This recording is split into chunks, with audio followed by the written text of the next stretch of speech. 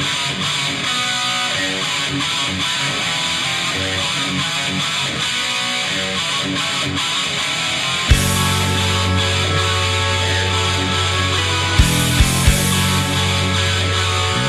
we're underway. Hello, everyone, and welcome to Week 3 of Ice Time in the Barn podcast on the Hockey Sports Network. I'm your host, Ted Boggs. So glad you joined in. Upcoming this episode will be the Week in Review, discussion of upcoming games, and the Stick and Puck Spotlight. In the Week in Review segment, we'll discuss the results from last week, the current standings, and the games HSN covered on Friday, June 9th. After the Week in Review, we'll discuss games this coming Friday, including stats and the potential impact to the standings as we enter the last few games of the spring season. Finally, we have a new segment called the Stick and Puck Highlight. This week for Father's Day, it features father, Coach Danny Villagran, and son, Dominic Villagran. Okay, let's get started. Last week's results. Sharks Blue defeated Villagran Vikings 6-0. Top Shelf over Sharks Gray 4-0. Panthers Gold took down Panthers Black 7-3. Kelly's Heroes overcame Tampa Catholic 7-0. And finally, Ice Bulls edged out Cabbage Criminals 5-3. As stated last week, we expect the top four to look very different, and indeed it does. Last week, Villagran Vikings was tied with Kelly's Heroes. The Vikings were dealt a tough game against Sharks Blue, currently in first place with 17 points, where they lost and fell to fourth place. Kelly's Heroes, currently 13 points, won and are standing alone in the second place slot. Closely behind is Top Shelf, currently with 12 points, who also won and are alone in third place, but they're only 1 point behind Kelly's Heroes. Only 2 points separate the Vikings, currently 11 points, from Kelly's Heroes, and 1 point separates the Vikings and Top Shelf. Places 2 through 4 are still up for grabs. So let's round out the remaining slots in the standings. In fifth place is Panthers Black with 9 points. Sixth place is the Ice Bulls with 8 points. Seventh place and tied with the Ice Bulls is Cabbage Criminals with 8 points. In eighth place is Panthers Gold with 6 points. Ninth place is Tampa Catholic with 4 points. And rounding out the standings in 10th place is Sharks Gray with 2 points. Now let's dive into the games covered last week on the Hockey Sports Network. For the first time ever, we have all 3 games covered last week, ending in a shutout. The first game featured Sharks Blue and Villagran Vikings. Scoring was difficult for both teams, especially early on. Both team defenses were stifling in the first period, putting it all on the line. Here are a couple examples of the Sharks' defense. Closest to us here, and Lamont. So Lamont has it behind the net, gets around the Pavlik back to Lamont. Lamont to the middle. Bringing up the ice, I believe that is Carroll. Tries to dump it in, and there's 4 Sharks right there to cut it off. Now here are a couple examples of the Vikings defense. Hernandez bringing up the ice. Pingle, and that goes up off the glass. Pass ahead, Herbeck cuts it off. Herbeck shoots, blocked by Shane. The Sharks were the first to strike, and strike they did. Their defensive play after a face-off in their zone led to a breakaway goal for Fernandez. Let's take a look at how that goal transpired. Passed up ahead, tried to clear it, couldn't do it. Walker right there. Fernandez has it. He's coming up the middle. He's got a breakaway. Fernandez scores! The first period ended with Sharks up 1-0. In period 2, the Sharks struck again. Let's take a look at the shot by Turho and the follow-up by McCree to put the Sharks up 2-0. Turho now has it. He took it away. Shot on goal. Blocked by Shea. Followed up by Macri. The second period ended with a 2-0 lead. The Sharks struck 4 more times in the third to close out the victory 6-0 and obtain a stronghold on first place with 17 points. Now let's jump to the second game covered, which was Top Shelf and Sharks Gray. Of course, Top Shelf at that point needing a win to move into sole possession of third place and even maybe have a shot at second place if Kelly's Heroes would lose. The defense for both teams stood out in this one. The Sharks did give up 2 goals in the first period, but held Top Shelf scoreless in the second period and finally gave up 2 in the third period. Let's take a look at some stout defensive play by the Sharks, which looked really good as compared to other times this year. The first highlight shows a presence in front of the net by Hanley, and the second highlight shows Sipes poking a puck away deep in Sharks territory that could have turned into a goal. Cut off by Duel. Poked away by Hanley. Foyer's right there, and Sipes pokes it away. On the other end of the ice, defense for Top Shelf was also stout as Cole Carter blocks a shot by Boggs after he stole away the puck from Cole's teammate. Boggs tries to bring it across the middle. He cuts it off. Boggs tries to shoot, blocked by Cole Carter. Even though the Sharks played really great defense and their goalie, Nolan Sloan, played a great game, Top Shelf did just enough to sneak in 4 goals. Let's take a look at one of those goals. In this goal, Edlin brings the puck to the crease and buries it on the right side. Sipes is back on the ice, coming down to help in front of the net. Puck to the middle, shot by Edlin, scores! In the next highlight for Top Shelf, Tyler Dussel gets the rebound after a puck bounced off of Sloan on the block. The battle for it. That was kind of a draw. Puck to the middle, bounce off of Sloan on the shot, follow up by Dussel. Dussel scores. From there, Top Shelf would remain in control and finish this one with a shutout, 4-0. In the final game, we saw some really great defense in the first period by both teams, and that is Tampa Catholic and Kelly's Heroes. For Kelly's Heroes, they showed quick stick work and tough goalie play to keep Tampa Catholic scoreless. Let's take a look at some of the defensive highlights for Kelly's Heroes. The first highlight, Kane Otterbacher steals the puck away from Tampa Catholic on the first faceoff to set the defensive tone. Tonight. And won by Tampa Catholic, cut off by Otterbacher. In the second highlight, Ethan Jones stands tall and stopping a goal with lots of blinding traffic in front of him. Burkhart giving chase. Lucero's right there. It goes around. Mascara, shoots. Caught by Ethan Jones. On the other side of the bench, Tampa Catholic's defense was just as stellar as they stood strong in the first period. The first highlight will showcase Alex Marchese standing strong when a charging Rory Harrell comes from his left with a backhanded shot. There's a shot on goal, shorthanded, blocked by Marchese. Next, Marchese again stops the shot by Iannicelli, even with a host of players impeding his view. Iannicelli, that's blocked and caught by Marchese in front. The offense for Kelly's Heroes got off to a slow start, but once they got going, they never looked back. Let's take a look at a couple of those goals. In the first highlight, Iannicelli puts a backhanded shot into the goal to start the scoring. Shot, goal by Iannicelli. The next highlight, Kane Otterbacher buries a one-timer.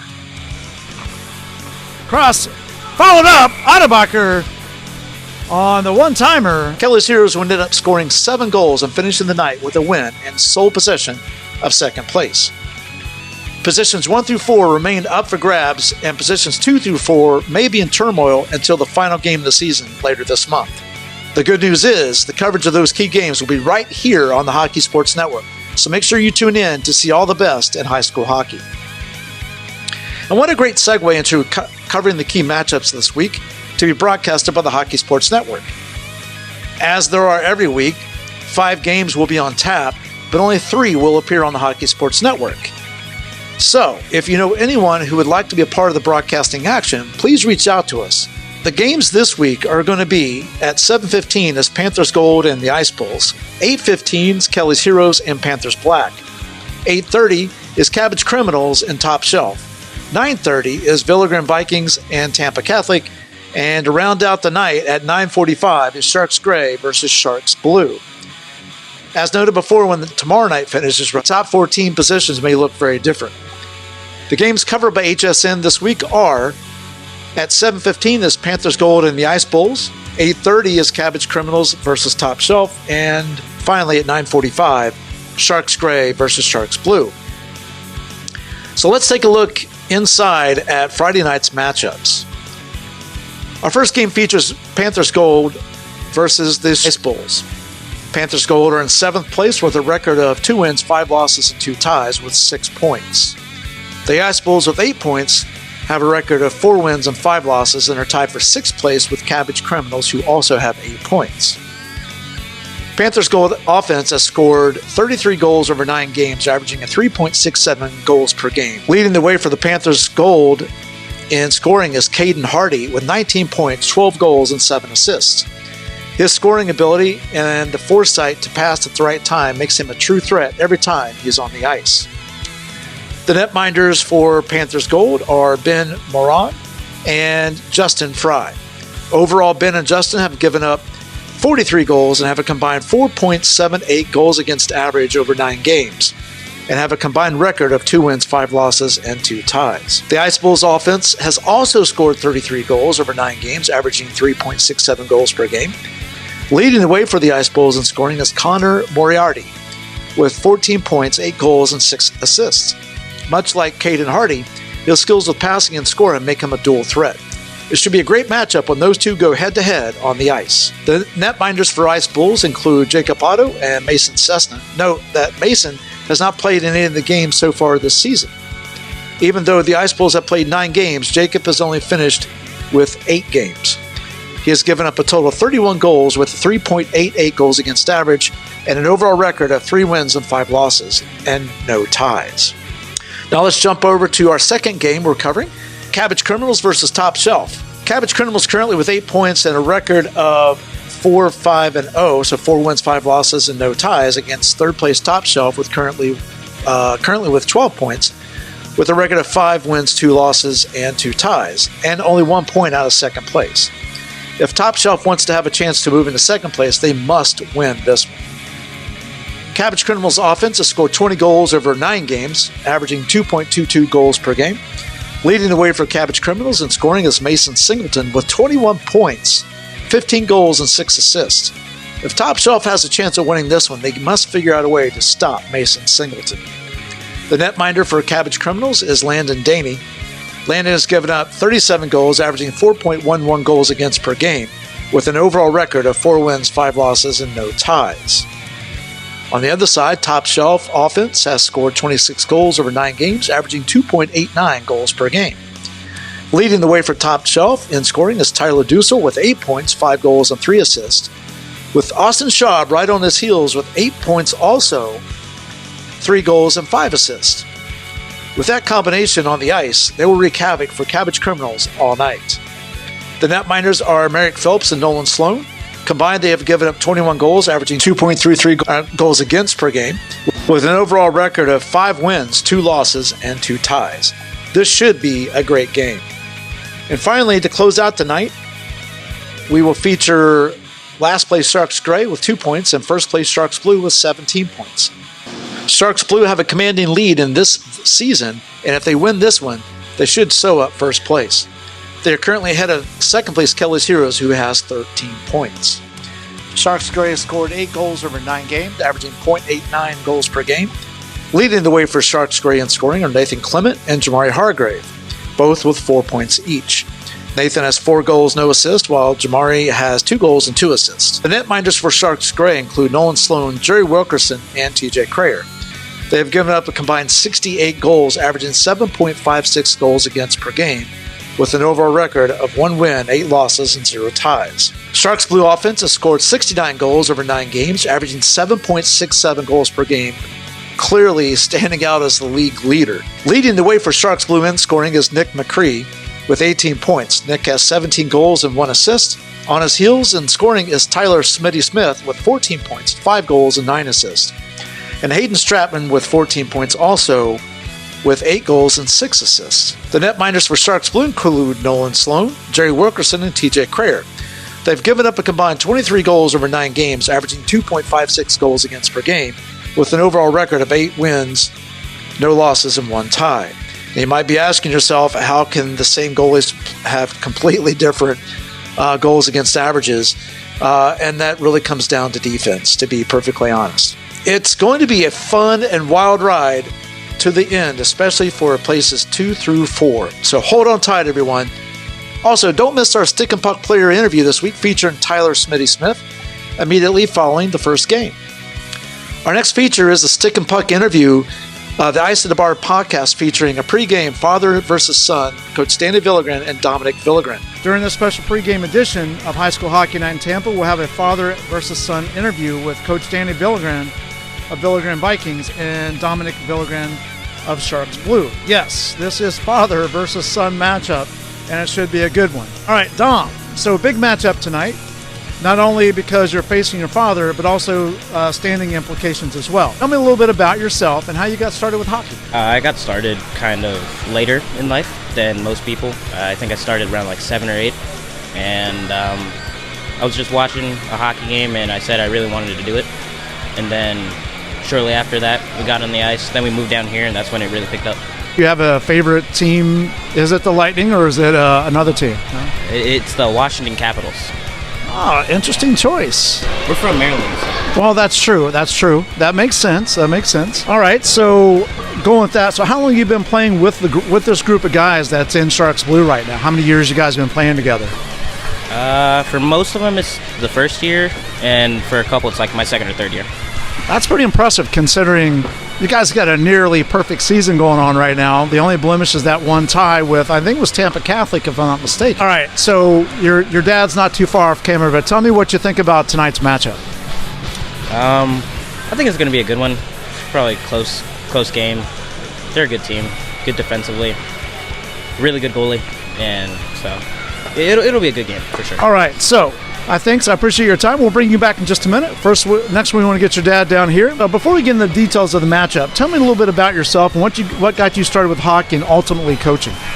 Well, I'm a proud parent of 16-year-old twins, Dominic, who just talked to, and my daughter Ariana, who also skates. She won 2 gold medals in her first competition back in 6 years last weekend. So very proud about that. Other than that, I've been coaching, about 7 years now. And it all started again because of Dominic. Kind of jumped in, helped him out on his first season playing, and just kind of took off from there. How long have you been coaching with Newsom? This is my 4th season with them. How's it been so far? I love the program. All the different coaches, we all put our own twist into it, but for the most part, we all run the same program that Coach Mark sets up. It's a great experience. They gave me the opportunity to come in and coach, like I said, 4 seasons ago in JV, and it just kind of gone from there. I love working under them, and I love working with the other coaches on the teams. So how would you describe the key ingredient of what sets your team apart from the others this offseason? We kind of, I think, maybe just covered that, but if you want to expand on that a little bit. I would say unselfishness from our team. Everything we do, we always look out for each other. We're not looking out to get extra points for ourselves. We want to, hook our teammates up. We want to make the win for the team and not as an individual. So it starts with that. And looking out for each other and just coming out and playing as one versus 5 individuals. What are some key things that you'll need to do in order to slow down the high-powered offense of the Sharks Blue? Stick to our program. Stick to what works. No need to change anything. We all just come in, and we had a great practice yesterday to get ready for today. And just as long as we stay with the game plan and stay to what we work on, we should be good to go. Is this the first time you've gone against each other? No. Is this third? No, 4th time. Fourth time, okay. It's the record. I've taken it the last 2 times. Actually, no. Last 2 times, Newsom won. The first 2 times, yes, we tied. So, yes. Oh, wow. All right, so you're 2-0-2 then. What's it been like over the years playing for your dad? It's been fun. It's a lot more structured, I feel like, than other teams that I've played for. Like, he really has, like, a plan and sticks to it. And, like, a lot of teams kind of just make up their own thing and just kind of switch it up throughout the season. But I feel like he really just sticks to one thing, and that's how we win a lot. What's it like to go against him, especially in a big game like this one? It'll be fun. Like, the other times, they've kind of meant a little bit just because, like, we want to beat each other, but we've never had it where it's, like, first, second, like, the standings are really a big factor. So it'll mean a little more tonight, I feel. Coach, through coaching Dom, how have you seen him grow over the years that he's been involved in hockey? The biggest thing is how he sees the game. Whether it's on defense or offense, he can kind of see the whole ice and predict what's going to happen and react to it, and getting ready to put himself in a situation where he can help the team out versus putting himself out of the play. I think that's one of the biggest things that I love watching when he plays is he knows when to react. So Dom, I'm going to give you a 2-parter. First, what are your keys to winning tonight? And then secondly, your prediction on who's going to win and the final score. It's kind of an obvious answer, but we just got to score more than them. And defend well in front of our net because they have a lot of guys that go to the front of the net. And, I think we'll win. I think it'll be like a low-scoring game, maybe 2-1. So, Coach, same question to you. What's your keys for victory tonight? Who's going to win and by how much? The key is going to be Logan, our goalie, my number 1. No, the seriousness, the whole team doing what we do. Like I say, sticking to the game plan. I definitely can see us pulling this one off. I see 4-2 Vikings. Thank you both for your time. This has been a fun interview, and looking forward to see you in tonight's action. Just a reminder, our first game coverage will begin at 7:15 with pregame starting at 7:05. Please make sure to join us tomorrow night for High School Hockey Night in Tampa at the TGH Iceplex in Bradenton, Florida, the official training facility of the Tampa Bay Lightning. We'd also like to thank the Iceplex for letting us bring these games to you every Friday night. Thank you for tuning in. If you have any suggestions to make the live broadcast better or this podcast better, please comment and let us know your ideas. That wraps it up from here. See you Friday night. This is Ted Boggs from the Hockey Sports Network.